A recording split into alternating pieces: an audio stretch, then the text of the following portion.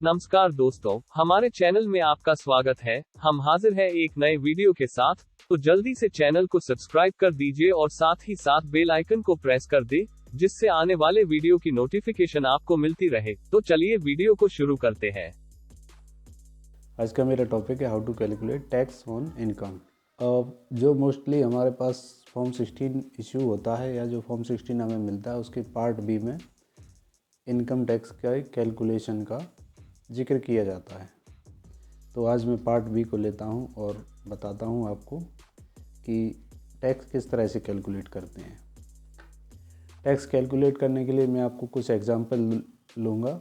मैं यहाँ पर 3 एग्जांपल लेने वाला हूँ। जैसे एग्जांपल 1 जिसमें मिस्टर हरी है, इनकी एनुअल इनकम 8,60,000 रुपये है।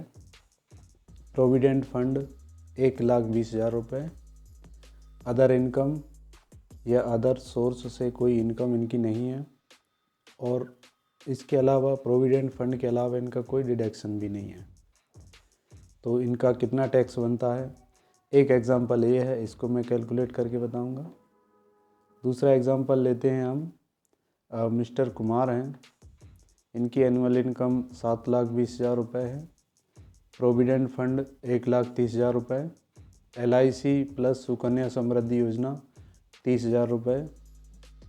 Other income 0, other deduction 0।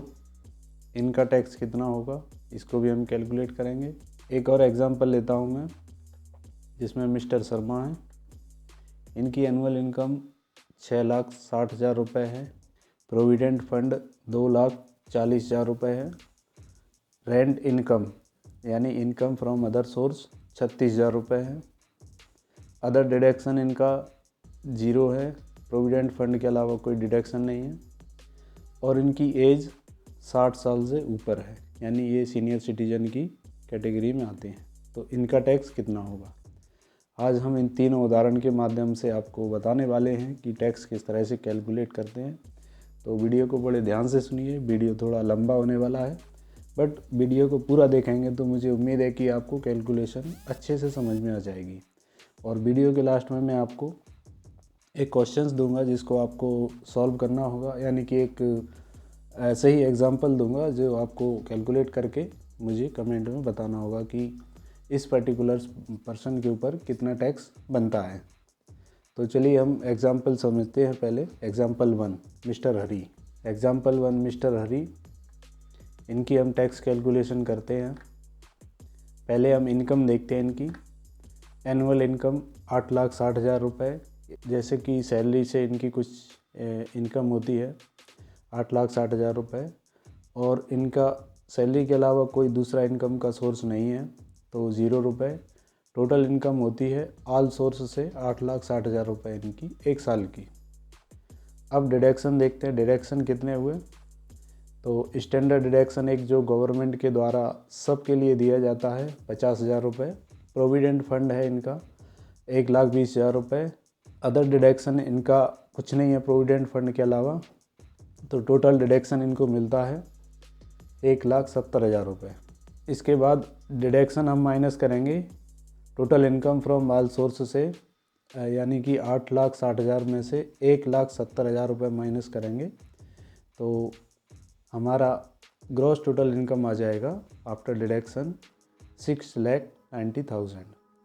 तो हम इस 6,90,000 के ऊपर टैक्स कैलकुलेशन करके आपको बताएंगे। तो इनकम वाला हम एक कॉलम लेते हैं जिसमें 6,90,000 को अलग अलग कॉलमों में डिवाइड करते हैं या अलग अलग बंडल्स में डिवाइड करते हैं। पहले हमने 0 से 2.5 लाख किया, 2.5 लाख रुपए इसमें डिस्ट्रीब्यूट हो गए। फिर 2.5 से 5 लाख का एक बंडल बनाया है जिसमें 2.5 लाख इसमें डिस्ट्रीब्यूट हो जाते हैं। फिर 5 से 10 लाख के बीच में हमने एक बंडल बनाएंगे जिसमें बचे हुए 1,90,000।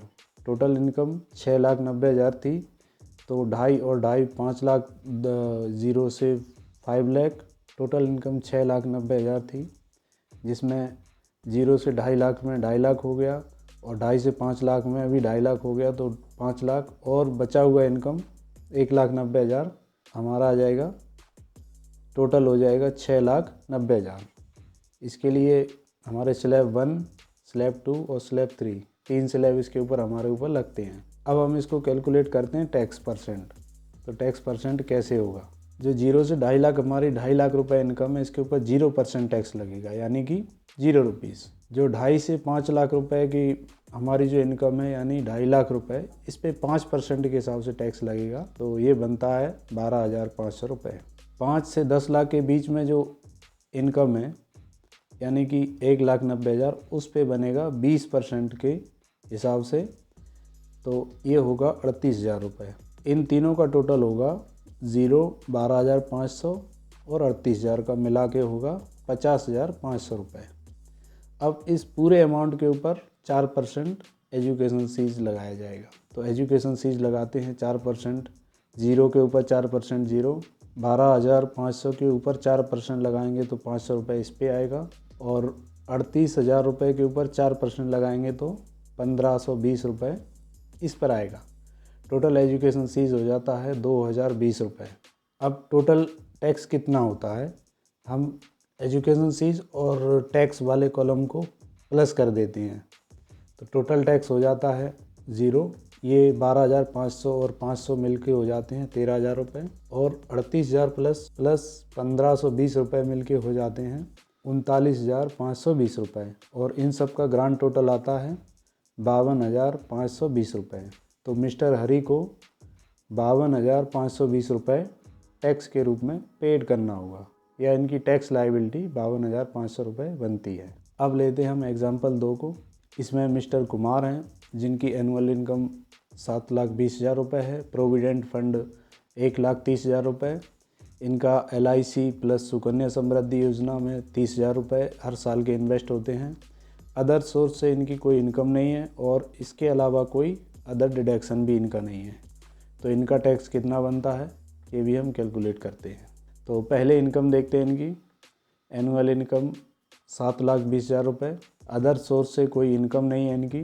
Total income from all source, इनके सभी सोर्सों से टोटल इनकम बनती है 7,20,000 रुपये।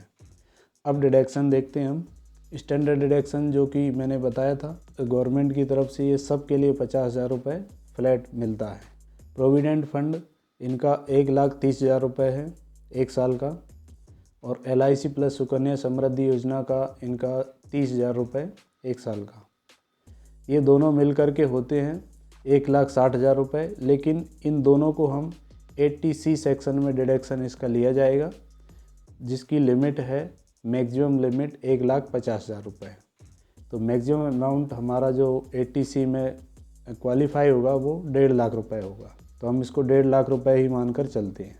और टोटल इनका डिडक्शन बनता है 50,000 प्लस 1.5 लाख रुपये, यानी कि 2 लाख रुपये इनका डिडक्शन होता है। इनका gross total income after deduction, यानी जो इनकम है ऑल सोर्स से जो इनकम थी 7,20,000 रुपये, इसमें से इनका डिडक्शन हुआ 2 लाख रुपये, इसको माइनस करने के बाद 5,20,000 रुपये इनकी इनकम बचती है। अब हम इसके ऊपर टैक्स कैलकुलेट करते हैं।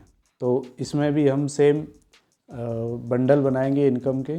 तो 0 से 2.5 लाख का एक बंडल बना दिया, और 2.5 से 5 लाख के लिए दूसरा बंडल बना दिया, जो कि स्लैब 1 स्लैब 2 में आएगा।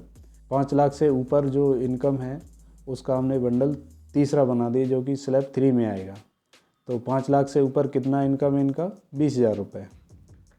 ये टोटल हमारा 2.5 लाख प्लस 2.5 लाख प्लस 20,000 मिल कर के होता है 5,20,000 रुपये। ये स्लैब 1 में आएगा हमारा 2.5 लाख रुपये, स्लैब 2 में आएगा फिर अगेन 2.5 लाख रुपये, और स्लैब 3 में आएगा 20,000 रुपये। अब हम इसके ऊपर टैक्स कैलकुलेट करते हैं। पहले 0 से 2.5 लाख के ऊपर 0% यानी 0 रुपीज़, दूसरे 2.5 लाख के ऊपर यानी 2.5 से 5 लाख के बीच में जो अमाउंट है 2.5 लाख रुपये, इस पर 5% के हिसाब से 12,500 रुपये, और तीसरे स्लैब 3 में जो 5 से 10 लाख के बीच में जो अमाउंट है 20,000 रुपये, उस पर 20% के हिसाब से 4,000 रुपये। इस टैक्स वाले कॉलम का टोटल होता है 12,500 प्लस 4,000, 16,500 रुपये। अब इस सभी के ऊपर 4% एजुकेशन फीस कैलकुलेट करते हैं। तो 0 के ऊपर 4% इक्वल टू 0, 12,500 के ऊपर 4% कैलकुलेट करेंगे तो 500 रुपये, और 4000 के ऊपर 20% के हिसाब से 4000 के ऊपर हम 4% कैलकुलेट करेंगे तो 160 रुपये। तो एजुकेशन फीस का टोटल आता है 660 रुपये। अब हम टैक्स प्लस एजुकेशन फीस दोनों कॉलमों को ऐड कर देते हैं तो टोटल टैक्स लायबिलिटी हमारी बनती है जो 0। 12,500 plus 500 equal to 13,000। 4,000 plus 160 equal to 4,160। Grand total is 17,160 रुपये, यानी 13,000 प्लस 4,160 मिलाकर होता है 17,160 रुपये। तो मिस्टर कुमार के लिए 17,160 रुपये टैक्स पे करना होगा। चलिए अब चलते हैं एग्ज़ाम्पल नंबर 3 की तरफ। तो एग्ज़ाम्पल नंबर 3 में मिस्टर शर्मा हैं जिनकी एनुअल इनकम 6,60,000 रुपये है। इनका प्रोविडेंट फंड 2,40,000 रुपये है और इनकी अदर सोर्स से इनकम रेंट इनकम 36,000 रुपये है। और अदर डिडक्शन, प्रोविडेंट फंड के अलावा इनका कोई डिडक्शन नहीं है। इनकी एज 60 ईयर से अबोव है। तो इनका टैक्स कैलकुलेशन कितना बनता है तो हम कैलकुलेट करते हैं। फर्स्ट ऑफ ऑल ये अबोव 60 हैं तो सीनियर सिटीज़न में आते हैं। तो सीनियर सिटीज़न के लिए कुछ क्राइटेरियाज़ अलग हैं जो कि मैं आपको वीडियो में आगे बताने वाला हूँ। तो पहले हम इनकम को देखते हैं। एनुअल इनकम 6,60,000 रुपये। इनकम फ्रॉम अदर सोर्स 36,000 रुपये। इनका रेंट से इनकम आता है 36,000 रुपये। Total income from all source हो जाता है इनका 6,96,000 रुपये। अब डिडक्शन देखते हैं। स्टैंडर्ड डिडक्शन 50,000 रुपये का है, इनको सबको मिलता है जो इनको मिला है। प्रोविडेंट फंड इनका 2,40,000 रुपये कटता है। LIC प्लस सुकन्या समृद्धि या अदर स्कीम इनके पास है नहीं तो 0 है। ये 2,40,000 का हमें मैक्सिमम 80C के तहत 1.5 लाख रुपये का ही डिडक्शन मिलेगा। तो हम 1.5 लाख रुपये को मान के चलते हैं। अब टोटल डिडक्शन कितना बनता है इनका 50,000 plus 1.5 lakh equal to 2 lakh.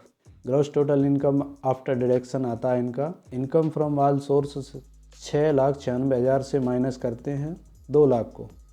GTI gross total income आता है 4,96,000 रुपये।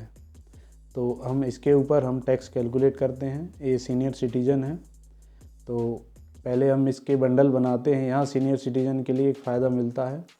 जो प्रीवियस 2 एग्जाम्पल में हमने 0 से 2.5 लाख के बंडल बनाए थे, यहाँ पर हम 0 से 3 लाख के बंडल बनाएंगे एक, क्योंकि सीनियर सिटीज़न के लिए 3 लाख तक टैक्स 0 है। तो 0 से 3 लाख का एक बंडल हो गया 3 लाख।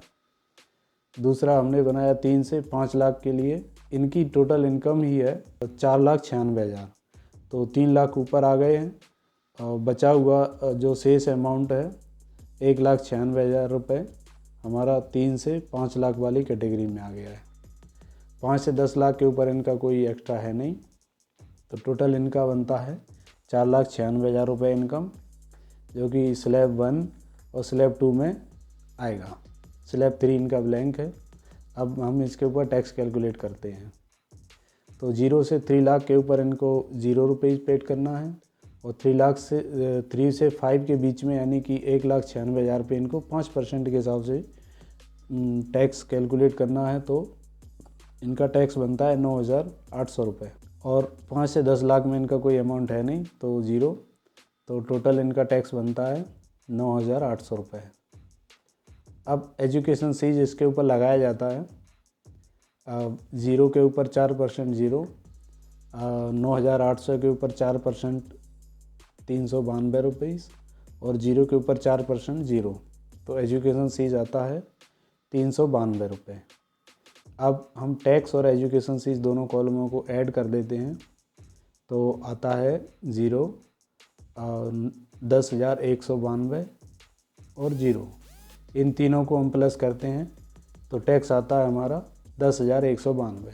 चूँकि गवर्नमेंट के द्वारा अनाउंस किया गया था कि यदि आपका टैक्स 12,500 से कम आता है तो आपको उसकी रिबेट मिल जाएगी अंडर सेक्शन 87 अल्फ़ा के तहत, या आपकी इनकम आपकी ग्रॉस टोटल इनकम 5 लाख रुपए से कम है तो आपको कोई टैक्स पे नहीं करना है।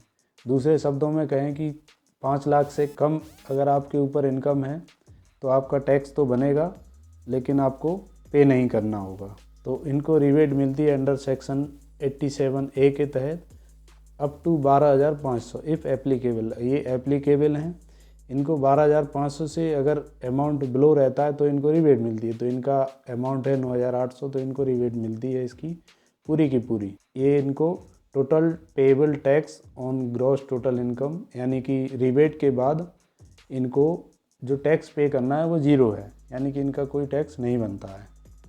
तो ये रहा हमारा एग्जाम्पल 3। अब हम बढ़ते हैं, एक क्वेश्चन हम आपको देते हैं जिसका आपको आंसर हमें कमेंट बॉक्स में सबमिट करना होगा। तो क्वेश्चंस ये रहा, इसमें मिस्टर मोहित हैं जिनकी एनुअल इनकम 7,48,750 रुपये है। प्रोविडेंट फंड 1,65,500 रुपये है और रेंट इनकम 38,520 रुपये है।